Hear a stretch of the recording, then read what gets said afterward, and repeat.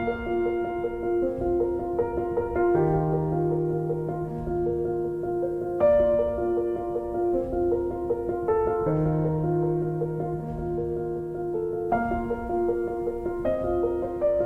everyone, good morning, good afternoon, good evening, wherever you are in the world. So today we're going to be talking about a very powerful topic, that's personal growth and transformation. I know there is a lot of confusion, anxiety, fear, people losing jobs, people don't know where to start, fear of judgment, etc., etc. And this topic of personal growth is especially important today because maybe we need to change the way we see life, right? So, having said that, today we're going to be having a very, very great conversation around this topic. So, stay tuned, and I promise you, you're going to take back something by end of this conversation. Having said that, my name is Bhavani Venkatesham, and with me I have my guest today, Sunita Manatil.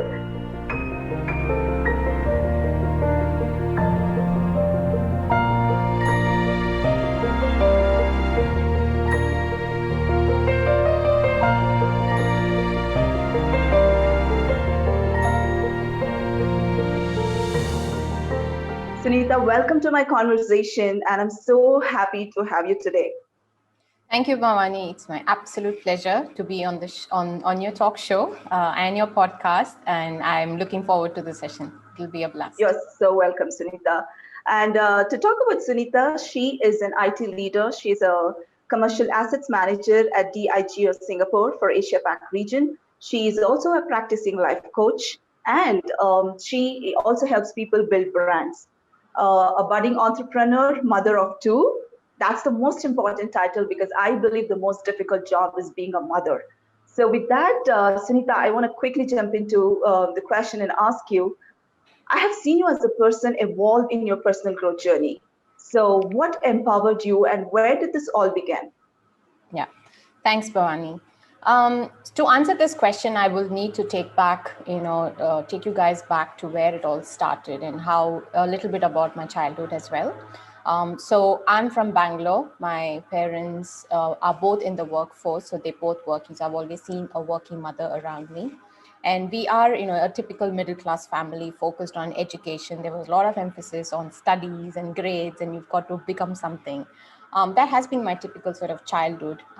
Very comfortable life, and I'm really thankful and grateful for my parents for providing us that kind of a nurturing environment for us to thrive in. Um, I went on to kind of finish my school. I did my graduation in BCom and then my master's. One thing that I was noticing as I was reflecting on this question is that I think somewhere I was always clear on what I have to do with my life. I've always been very clear around um, I have to do BCom, then I have to do my MBA, and after MBA, I want to work for some time, and then sort of the pressure of marriage started and things like that. But I was pretty clear on the kind of steps, and I think I kind of was very meticulous in making sure that those steps and those goals are achieved as well, right? So that has been pretty much the theme of my life. Then got married, and even with my marriage, I was very clear with my spouse around what my ambitions are from a career perspective. How do I view motherhood? When do I want to become a mother? And everything was sort of charted out very clearly on a paper. And thankful to God, everything happened in the same way as well. But I guess after being in that rut, that rat race of career, and you're trying to build a home and you have a full-time job and you're taking care of things at home and everything, eventually I think somewhere around 2015, it all hit like a big brick on my head. And I just realized that I was just running and running and running and not really reflecting on where I was going or what I was doing. Life was just too overwhelming with two kids and a career and a home. And I think I just needed a breather, and it was universe's way of knocking me where I completely crumbled, like around the time frame of 2015, 2016. I literally broke down in the sense I I just went into a deep dark place, and I think I was depressed as well, and I just lost motivation to do a lot of things. And that was my sort of breaking point when I realized, yes, I have, from an exterior world perspective, I had this perfect family, perfect life, perfect job. Everything was perfect in a third person's eye. But deep down within me, I felt so empty. I just felt so empty. And I was like, none of this that I've created is really giving me any happiness. In fact, it's pushing me away from anything but being happy. I was overwhelmed.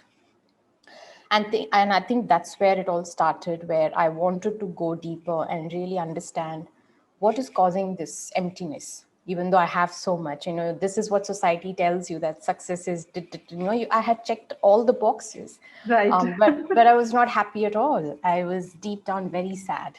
And I think that's when accidental video of Vishen just popped. I think it was in my WhatsApp, somebody forwarded, or on YouTube, I can't remember. But what he was saying resonated so much with me because I was feeling all of the things he was telling. And that's when my whole journey of discovery started, and I started consuming mind value videos like crazy. And I started really doing a lot of research on mind, on how mind functions, our subconscious patterns, the belief systems we have, what society tells us, and all of those. So it was a very beautiful, even though it was a very dark place, it was a very beautiful journey of discovery, So I went very deep. I would literally say I'd cut off from everyone. And I was like Okay. just indulging in content and books. And I just wanted to understand what was this emptiness all about and how can I Right. extract myself out of it. So that's where the journey started. And I think it has led me to a very beautiful place because I started to understand world in a much better or a bigger perspective than just our house and careers and motherhood. There's a whole lot of other things out there which we didn't know and which we were not thought of in school. So yeah, that's been my journey. Right. I think I can closely relate to your story very much, and I'm very close to that, I must say, because when I Yes. was a new mother, that's when I felt because at corporate environments we put up a brave face, but basically our family members become our punching bags, right? All the frustrations and all of Yes. that. Yes. So I think I have also gone through this phase, and as we are talking, I'm sure many women can relate to this particular, story in their lives. Yeah. And no doubt, even for me, it was like I ended up watching Vishen's video on YouTube, and same thing. I got deep into it. But actually, most of the time, we or people around the world feel the real success is money or power, right? Yeah. And we were growing in our careers, and everything was getting better and fine. Yeah. Like you said, something was not going well. I maybe we were not able to balance things out, unable to probably detect that. But Yeah. even I had started going into that slow depression, or that anger. I'm doing well somewhere, but at home I'm getting like a little frustrated and all of Yes. that. Yes. So I remember one of the podcast and a book which is written by Haryana Affrington, that is The Yeah. Thrive, Yeah. where she talks about, the real success is about well-being, that you Yeah. take care of yourself, Yes. wisdom, that what you learn every day, and then she talks about wonder, that's the experiences in life. Yes. And the last thing she tells is about giving. So I Yes. think people today should really redefine the way they look at life. Yeah. And, most of them are in that rat race Yes. without, Yes. and maybe they realize the real purpose of life when they're 50, 60, or 70. Yeah. And I'm so glad that we have realized it already, Yeah, Sunita. absolutely. No, absolutely. You nailed it. I think right now, I redefine my success strategy as well. It's more of, okay, what are the kind of experiences I'm having? And, Right. and I have actually defined my success measure in terms of these are the kind of experiences I want to have in my life, and what am I going to do towards making those experiences happen. And you also pointed out around finding meaning and giving, and I think that also has become my anchoring point right now in terms of, okay, how can I give back? Because what I realized, Bhavani, is, we've been in corporate for so long and we have garnered so much experience that there are so many other people out there who can leverage on the experience that we have. Okay. Very true. Like Very career true. friend, yes, but also from a personal point of view, because as women, we are not taught by our parents what motherhood looks like. What are the challenges Absolutely. of motherhood? How does it, what does it take to keep a family together? What does it take to co-create things with your spouse, and how can you partner them? Because we have a whole notion of ideas around motherhood and marriage and things like that, which falls flat when the reality Absolutely. hits the ground, right? Yes. Because the other day I was just reading a caption from someone on Instagram congratulating another person who got married. And it was mentioned that the highest point of happiness is marriage, where two people are coming together as one soul, one thought. And I was going, clearly delusional. People have no idea what it takes to be in a marriage and make the marriage work. And also motherhood, it's a big surprise that's thrown to us, and we are just winging it. Half of them are just winging it without knowing what kind of responsibility we have. So yeah, absolutely, I think there's this whole redefinition of success that we need to definitely do with the generation that's coming. Absolutely. I think, like Dr. Shafali says, she talks about, we get certifications for everything in life. The only certification we don't get is for parenting. We are not Yes. certified, or we are not taught how to do parenting, and we explore all by ourselves. Yes. And I think it's a journey in itself. That's why in the beginning I said, being a mother or being a father as well is the most, Yeah. the toughest title, I would say. So, Yeah, I completely agree. what do you tell for the people who are stuck at this point of time, Sunita? Because there are times, and there are millions of people today who are losing jobs. They want to come out, they want to prove themselves, but maybe the inner monster that we call the fear is in Yeah. each of us. Most of Yeah. the time, it's not about the outer fear; it's about our inner fear that avoids us from coming out. So, Yes. what do you have to tell for people who are stuck, who want to do something, and who just don't know where to start? Yeah. I think one of the pandemic, alongside COVID, is that most of the people, they just dwell in these negative energy by themselves, and they almost normalize it. You know, it is almost as if it's okay for them to be in that space because everybody is, right? And when two people are talking about it, it almost becomes a pity party where everybody is just talking about their, oh, my life is like this, my life is like this. And they feel comfort in the fact that everyone is like that. I think the first and foremost step is that we need to acknowledge that something does not feel right. And this is not the way I want to live, right? This Right. whole feeling of emptiness, this whole feeling of being just drained and no energy to even get up from the bed is something Right. not right. That's not the way we got to live. So I think firstly, it's to acknowledge that something is not okay. And I Right. feel most people try to numb that feeling down by doing other things. They go emotional shopping, or they're eating emotional eating, and they're numbing down their senses by binge watching Netflix. And nobody wants to sit with that pain. Everyone Right. wants to run away from that feeling. I think the first and foremost thing is to acknowledge that something doesn't feel right. Right. Yes. And once you're done with that process, I think it's important, as much as we feel the need to talk to our family and our close friends who are in our circle about this, it's important we don't do that, because they, at the most they're going to tell you is to cheer up, or it's Right. okay, it's just a phase, or oh, you've got everything in life, what are you feeling sad about? These are the Right. common sort of feedback that you get from our close people. But it's important to get help. Probably start with a life coach or Right. a therapist, or go to someone who's trained to talk, Right. these kind of scenarios. And it's important to share what you're going through and the feelings, or do some self study if you're not comfortable with kind of reaching out to people. It's important, because there's so much content out there right now in internet and YouTube. It's important Right. to do a research or a study on what is it that you're feeling and why is it that you're feeling. And of course, Bhavani, it's not as simple as just you have one conversation and you're going to feel all right about it, right? There's a lot of deeper work that you need to go through and heal a lot of those childhood wounds or whatever has disturbed you throughout your life. Those There's a limiting lot beliefs of, that we call. absolutely. So there's a lot of reverse engineering we have to do with ourselves. And that Right. is a bit of a process. And it'll be good if you have someone trained to help you through the journey. So my recommendation would be to first acknowledge, right, that something doesn't feel right, and then take action towards making that better. Don't numb it down. Sit with Right. the pain and understand what is it that is going wrong, and get professional help. Why I Absolutely. suggested, Yeah, why I suggested a life coach is because they are not therapists, but life coach are people who are trained to help normal people, who don't have clinical depression and things like that, but normal people like you and me who are just battling the everyday challenges and are struggling with it. So that would be a good starting point. And if it should work out. If it doesn't, then you seek more help. And the last thing I would say is don't feel ashamed to seek help.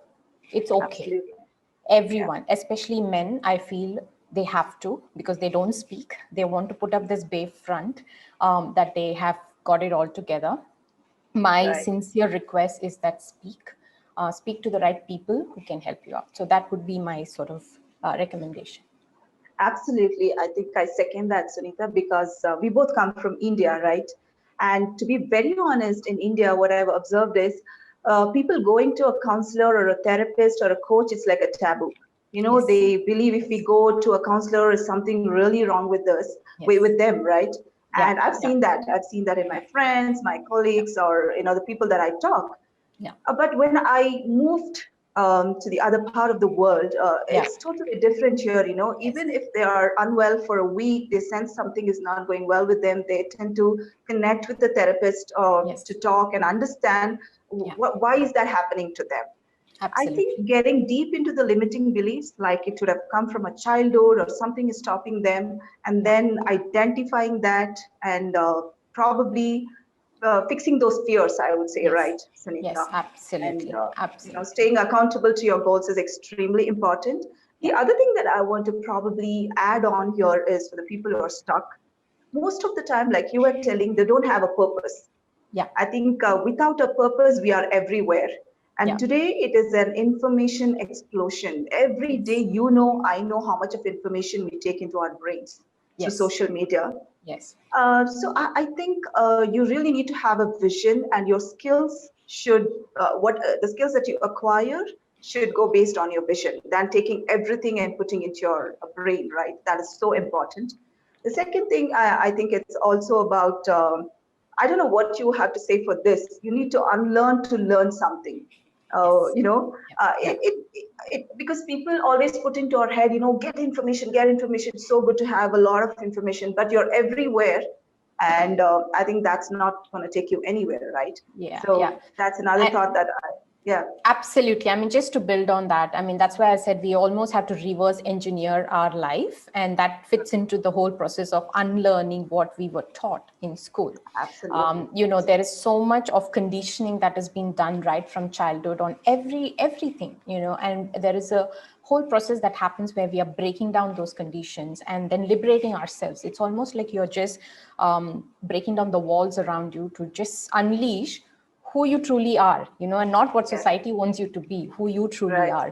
And it's also Yeah. important, the point that you mentioned about the knowledge and the information age, right? We have so much information available, knowledge available, but the smart thing to do is how do you apply what you know? Firstly, how do you manage your information? What is that information that you want to put in? Secondly, Right. how do you apply those information and the knowledge that you get into your life? Because obviously it's great to put out quotes and positive affirmations and everything out there, but if you're not imbibing that and if you're not living and breathing that, then there's no point. You can look good on Absolutely. social media, but That's deep very down you're true. still going to be empty. So I think Right. it's that whole process of how do now I apply what I know.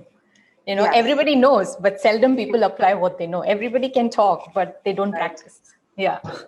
I completely agree to that, because that now that you're talking about our education system, the way we were brought up, I think that was my last question, in fact, but probably I will get into that right now. Yeah.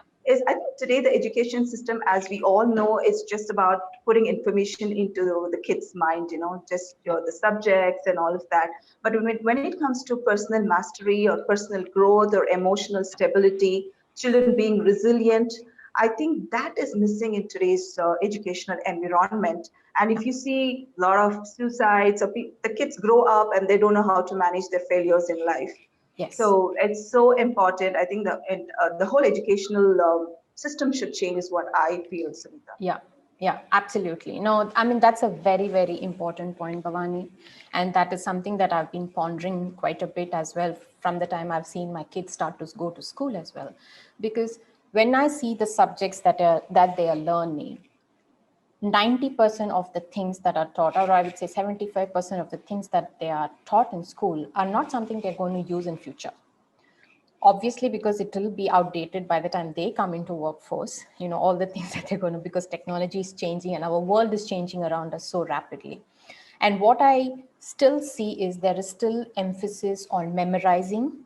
There's still emphasis on, knowing things, not experientially, but just content wise, on how you can put everything in your brain and then just vomit into some answer sheet and get some grades. I That is know. the focus.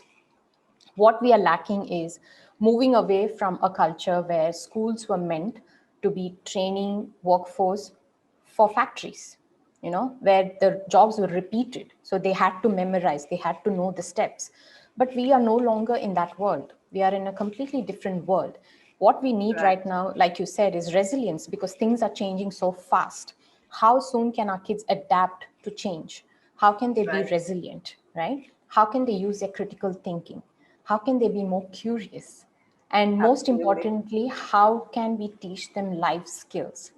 How Very can we true. teach them to fail? Prepare Absolutely. them for failure. For Yeah. me, that is important, because Absolutely. success comes as a fleeting event. It's the failures that is constant, isn't it? Yeah. We always are trying, failing, and then there's a success, and then we are going at it again. But our kids are never trained for those. We are always training them for success and then Right. building up a completely delusional foundation for them, which Very is true. very hard for them to deal with. Very true. So yeah, so for me, fundamentally, I mean, we can't do much to completely transform the education system.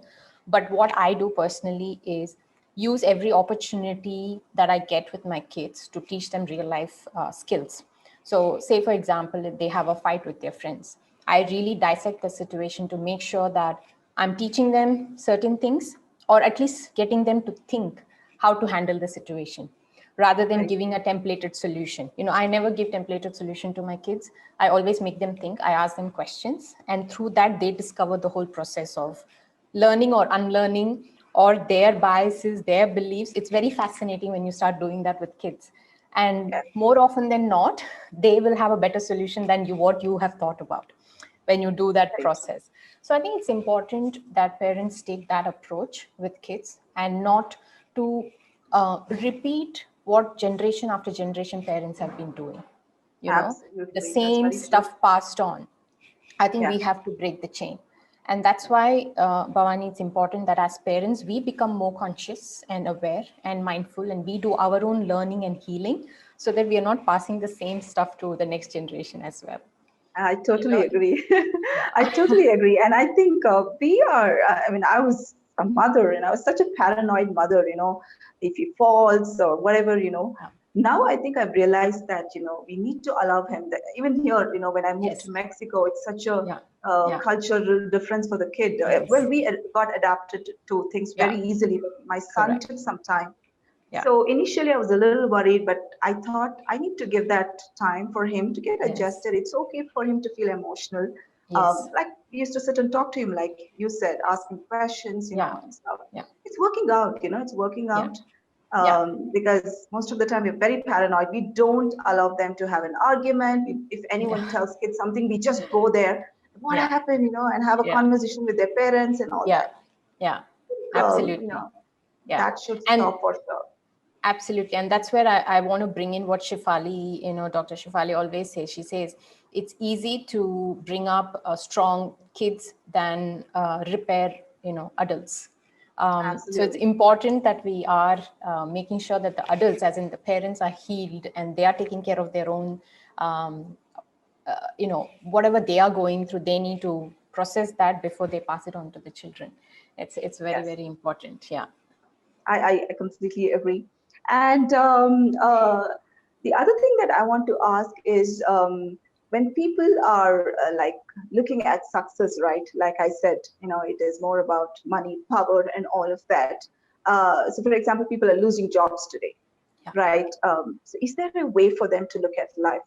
in probably in a very positive way, or what do you think about that? Because it's a very difficult situation. Yeah, correct. What do you think about that?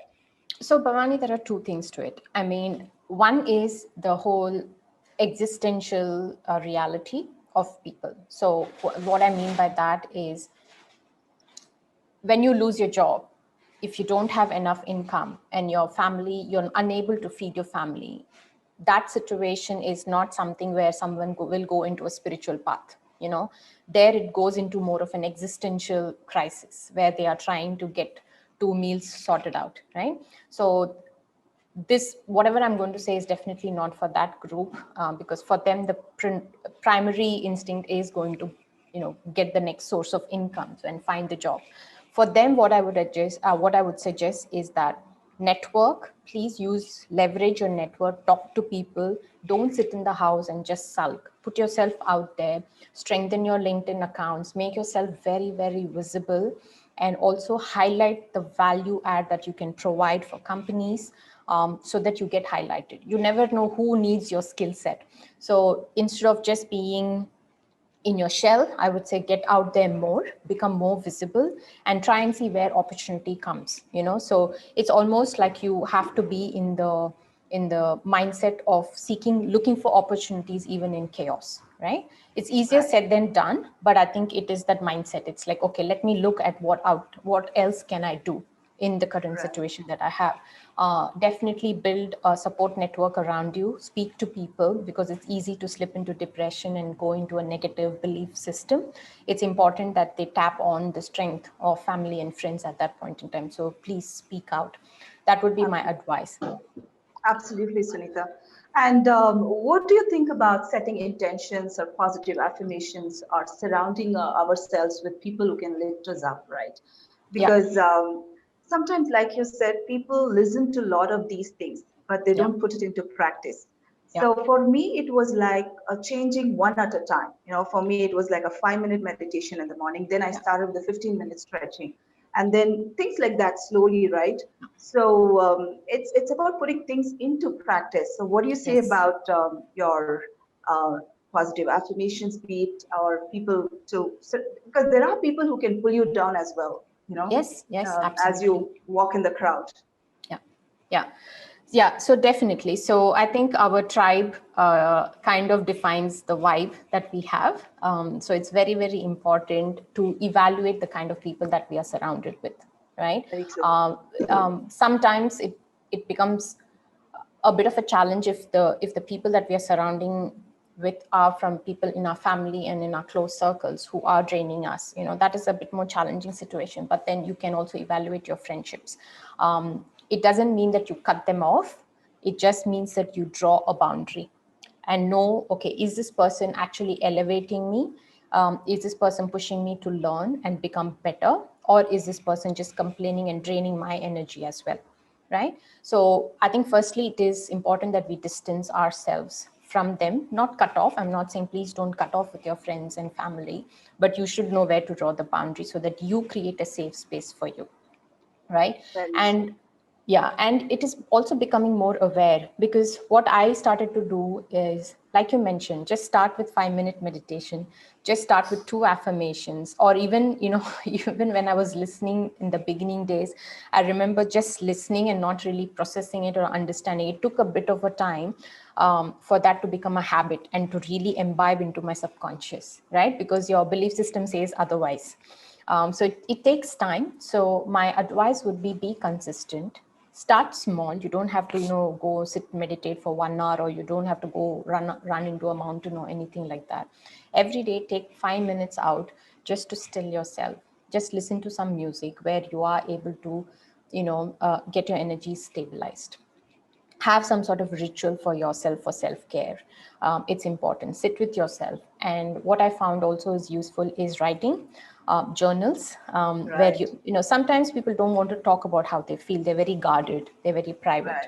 Right. So Right. journaling helps. Just write. And I also do sometimes when I'm very angry, I write and I burn the paper because I've it done that almost, too. yeah. So it's almost like, you're taking it out from your subconscious, bringing to your conscious, bringing to the physical reality, and it's out of your system. So as I started to do all this, Bhavani, you won't believe my body started to change because I was shedding a lot of baggages that I was carrying. I actually lost a lot of weight because I realized that I was carrying so much baggage from all my past and resentments and anger and frustration. But when I started to let go and start this whole process, I felt different. I felt much Absolutely. lighter. So start small, and whatever Right. you're starting, make sure it's resonating with you. There are so many techniques out there. Some people love writing, they can journal. Some people love talking, they can talk to people. Some people love to listen. Recorded affirmations are there everywhere on YouTube. Just start listening. The more you do it, your subconscious will get rewired. And then Right. just follow through. I think consistency is important. Follow through. And before all that, it's the commitment to yourself that you want to make a change in your life. Unless you Absolutely. are committed to make a change in your own life, none of these things will happen.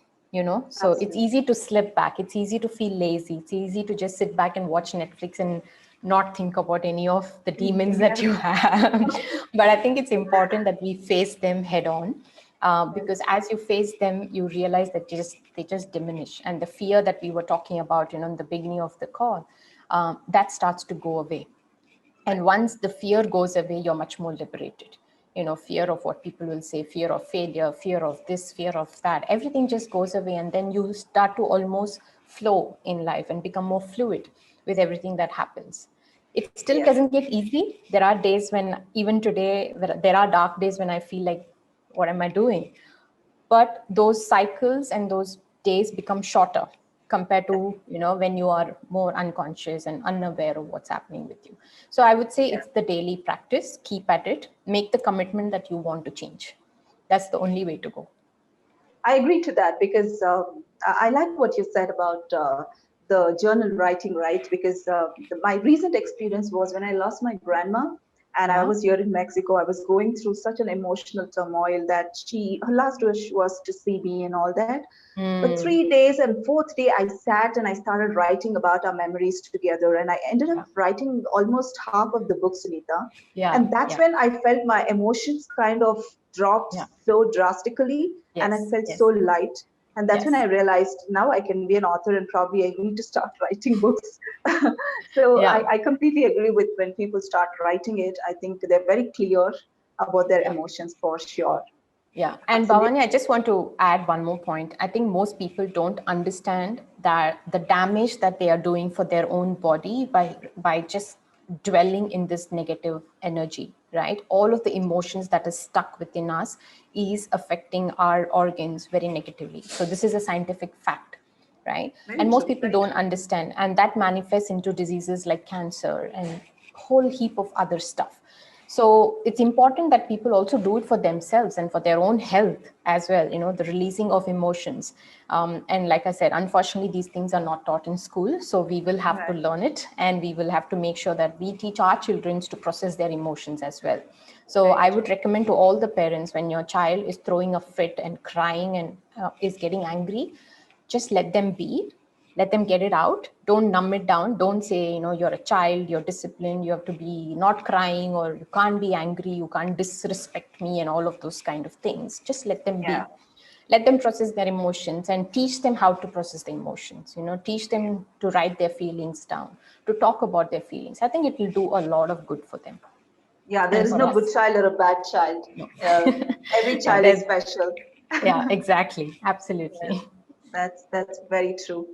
I think we had such a wonderful conversation, Sunita. It Yes. was a very heart-to-heart Yes. conversation. I love that. I Yeah. really thank you for being here today My and pleasure. giving this time for me and to the world, I would say.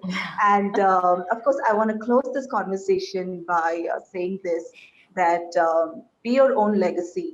Find your own soul print. Yeah. Don't like realize it at the end of 40, 50 years, like what the hell happened with my life. The time is Yes. now. Yeah. So let's get into Absolutely. it, change life, and see life in a beautiful manner. So with Yes. that, thank you everyone, and thank you for watching this. We will be back soon. Thank you. Bye bye. Thank you.